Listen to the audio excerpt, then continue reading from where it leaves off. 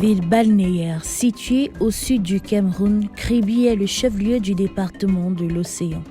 Peuplé d'environ 90 000 âmes, il est le principal pôle touristique du Cameroun et même de l'Afrique centrale. En plus du tourisme, l'une des activités principales menées ici est la pêche. Nous nous rendons au centre communautaire de pêche artisanale de Kribi, abrégé CEPAC et appelé localement débarcadère de Bois-Manga pour découvrir comment l'activité de pêche s'y déroule. Il est 8 heures du matin et les pirogues retardateurs accostent au fur et à mesure. Ceux arrivés plus tôt ont déjà déballé leurs fruits de pêche et exposé.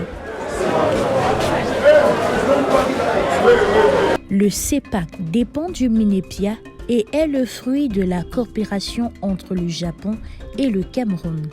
Les statistiques du centre pour le mois de novembre 2022 révèlent que près de 57 355 kilos de poissons issus de 31 espèces, dont les espèces phares ou les plus recherchées sont les bars, les sols, les dorades, les carpes, les brochets, les crevettes, les gambas et le requin, a débarqué ici, contre 52 962 et 29 espèces pour le mois d'octobre.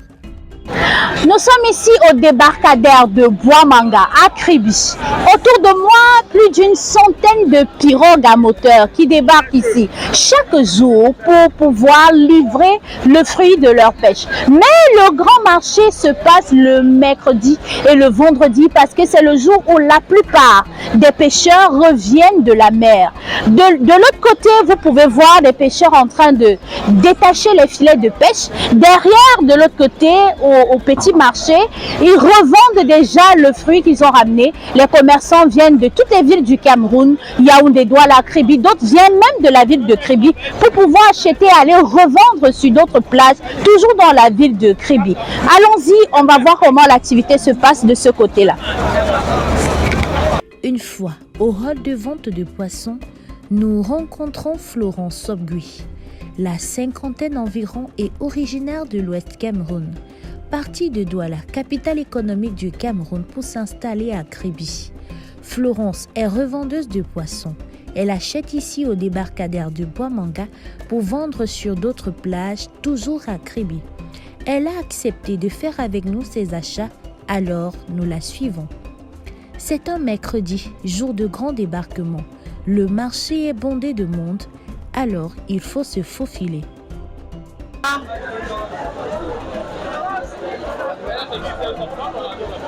En cette veille de fête de fin d'année, le prix du poisson est à la hausse. Petit. Tu déballes encore?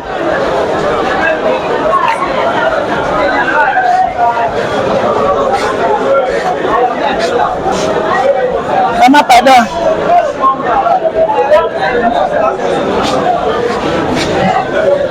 Demi, je fais tout.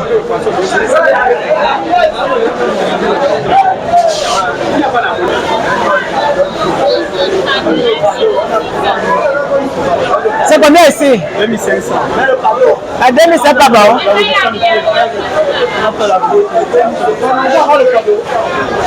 Mon ami.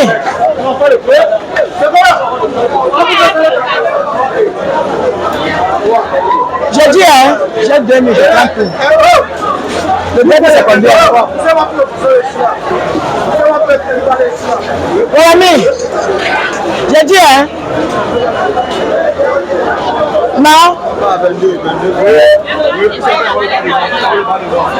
Quand tu le prends, quand négocier comme dans ça 20.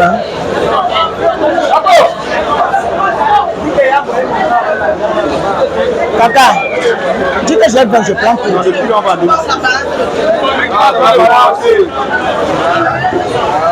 Hey. Ça fait combien? Voici 9.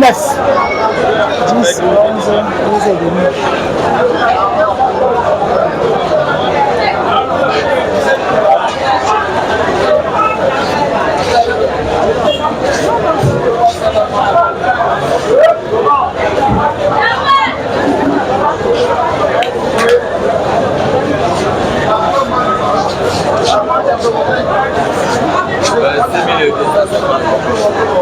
Je vais encore faire parler 250. Hein?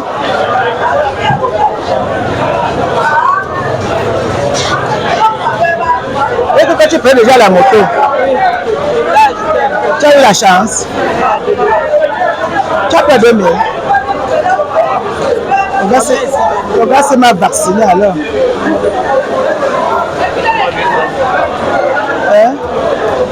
Hein? On n'est pas 250. Là, ça va la prendre à 2000 là-bas. Là, tu peux m'accompagner, pardon. Il y a ma bassine. La bassine est ici. Après plusieurs tours, Florence réussit à acheter un stock de poissons à 2200 le kilogramme. Poissons qu'elle stocke à ce coin sécurisé du marché et continue ses achats. Malgré la hausse des enchères, elle ne se décourage pas. Mon fils, je viens là-bas. Je vais acheter, non? C'est dur aujourd'hui. Hein.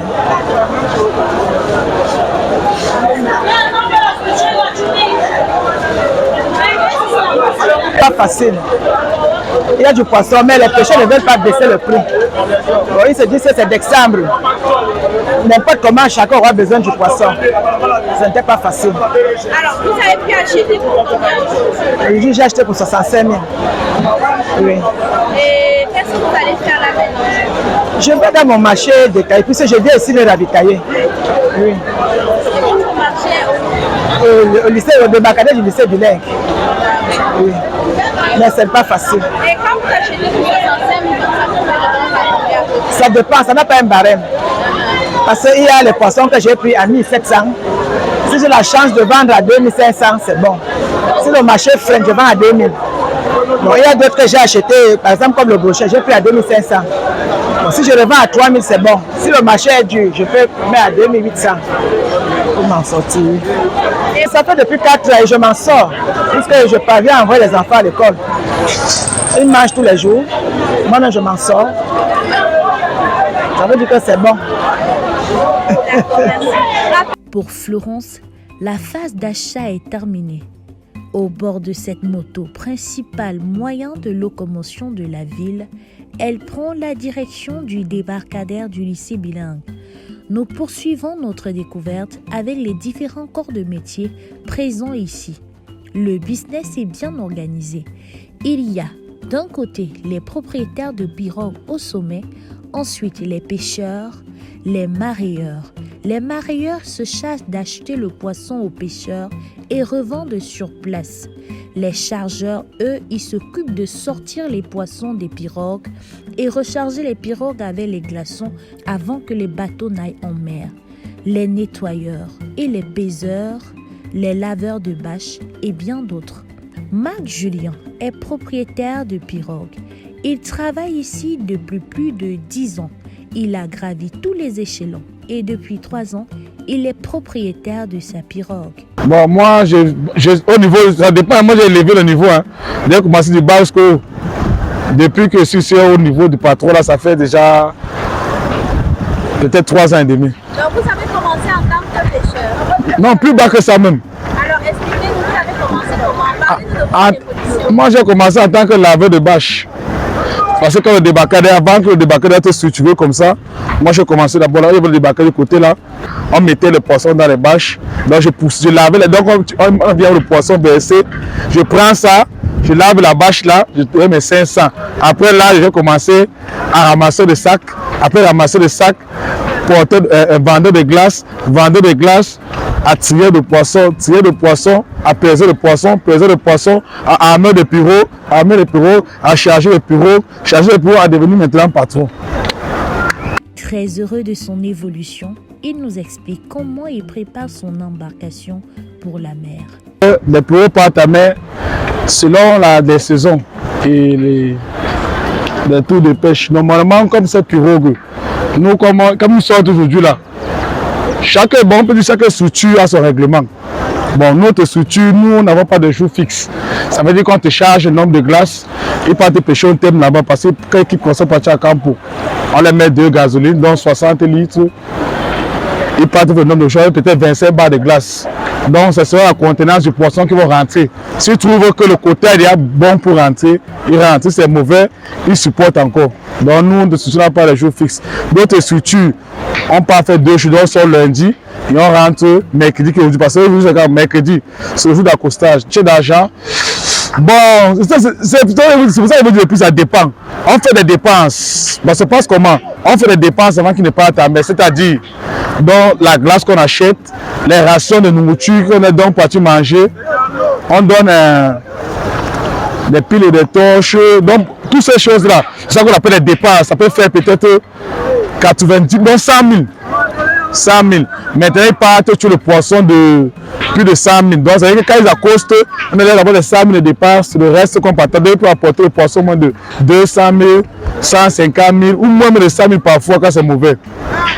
Donc, ça tout dépend toujours de la mer. Et la répartition des gains, ça se passe comment? On divise par 7. C'est-à-dire, la pirogue, une part, le filet, une part, le patron lui-même, une part, le moteur, une part et les pêcheurs, 3 parts. Donc c'est 7 parts. Donc on fait ce que tu rapportes, si tu rapportes 200 000, on fait 200 000 moins 100 000 de dépenses. Les 100 000 qui restent, c'est divisé par 7. Allons maintenant du côté des pêcheurs pour voir quel est le process en mer. Quand on embarque, arrivé là-bas, nous avons un système de tremper le filet, on trempe le filet avec le moteur. Bon, tout ce que nous faisons, c'est à l'aide du moteur.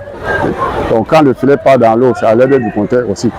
Bon, nous avons peut-être, ça dépend aussi du programme de tout un chacun, comme pêcheur, quand on part à mer. Donc nous avons peut-être 4 heures du temps, quand le filet part dans l'eau, et après on retire. Quand on retire, il faut démailler le poisson. Au même moment qu'on enlève le filet dans l'eau, il faut démailler. Bon, quand on démaille, on lave, on conserve. Après, on remet encore le filet dans l'eau. Donc comme ça, par exemple, pendant 2 jours ou 3 jours. Ouais, afin qu'on ne rentre au village. Ça ou bien en vie, quoi. Ça dépend de l'endroit là où on accoste. Donc, ce qui veut dire qu'en mer, il y a aussi des situations là où tu peux arriver comme ça. Et il y a des endroits là, même les chalutiers nous dérangent. Les chalutiers, c'est-à-dire les bateaux de pêche. Et ils nous embêtent, c'est-à-dire qu'ils nous empêchent de bien travailler. Puisqu'ils font la pêche industrielle. Nous faisons la pêche artisanale. Donc, ils nous empêchent vraiment de trouver quelque chose de mieux. Donc là où les simples pêcheurs comme nous travaillons, c'est là où les bateaux viennent encore nous déranger. Donc nous sommes obligés, il y a des moments même où comme ça, là, nous perdons même des filets en mer. Et il y a même des risques. Ouais, il y a des risques que nous vraiment, on se retrouve dans des risques en pleine mer, bon, en te disant que nous sommes en train de travailler, mais les bateaux nous empêchent. De telle façon que parfois même nous courons dans la nuit. Nous avons des accidents, nous courons dans la nuit. Bon, qu'est-ce qu'on fait? Bon, on est obligé vraiment de rentrer au bord. Et après, là, les patrons vraiment, qui ont les embarcations, quand on les raconte de ce que nous faisons comme incident en mer, ils ne pouvaient pas accepter. Lui, c'est Martial Polo. Il est technicien de filet depuis 7 ans. Donc je suis en train de plomber le filet, madame. C'est pour faire entrer le filet dans la profondeur. Pour que le filet aille au fond de la mer, oui. C'est le rôle de plomb.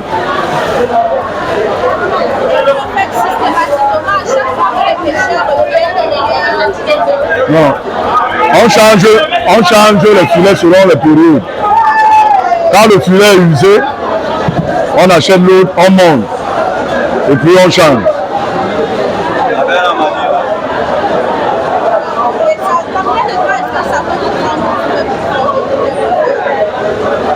Ça dépend, hein? Ça dépend de la quantité de filet. Comme là, j'ai 30 morceaux à plomber. Ça peut me prendre 3 heures de temps. Au cas où je suis seul. Non loin de Martial, il y a Christian. Il est nettoyeur de poissons, chef de tous les nettoyeurs de poissons ici au débarcadère de Bouamanga. Un métier qu'il exerce avec beaucoup de passion. Et ça c'est le grattoir, on appelle ça le grattoir. Ça sert à gratter plutôt les gros poissons, comme vous voyez là. Ceci, vous voyez, c'est très facile à gratter.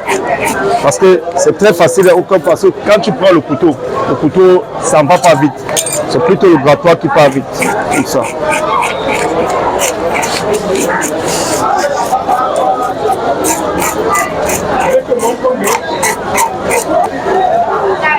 Ouais. On enlève maintenant la saleté de l'intérieur.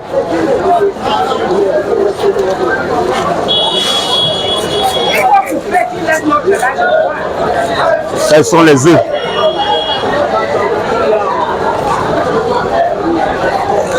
Ça, ce sont les œufs, les milliers de poissons qu'on a déjà perdus là. Bon, comme nous sommes les Africains, on ne peut rien faire.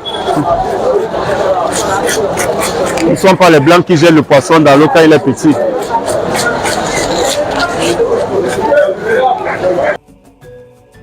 C'est une véritable chaîne. Ici, après le nettoyage, vous avez le choix de faire cuire à